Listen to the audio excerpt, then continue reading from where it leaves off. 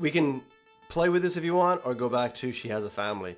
But what if she, in the fourth one, is institutionalized, and then all these years later, she escapes, just like Michael Myers did. She goes back to Haddonfield, Halloween night, kills somebody. That awakens Michael Myers, and now you have two killers on the loose. Wow.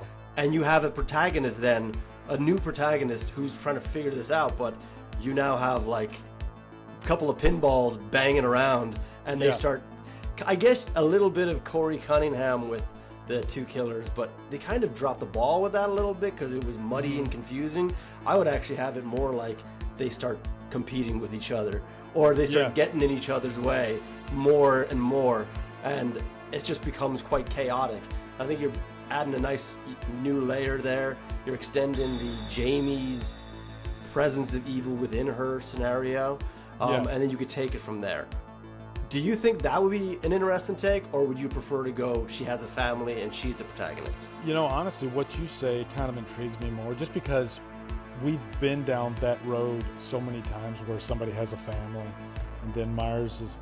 Yeah. So what you're saying, having kind of full-on evil being Michael Myers, and then sort of like half in, half out evil with Jamie Lloyd, because I believe she's probably struggling with this demon in herself and it's not fully taken over.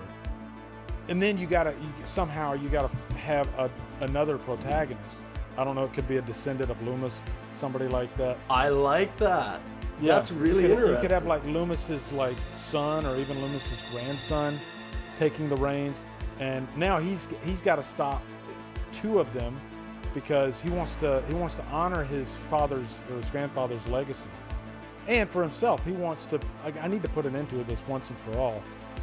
But now I got two of them I have to deal with. I think, man, from a writing standpoint, you could come up with some really cool ideas in there.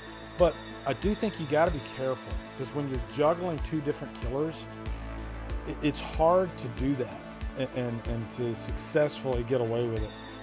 I think when you go down that road to having, okay, Jamie Lloyd is also a killer, I think the most you could do is to not have her actually kill somebody, but her to be sort of fighting the urge to fighting that evil that is within her, maybe 10%, something like that. But you always have to have Myers as the 100% full-on threat. That's what I think.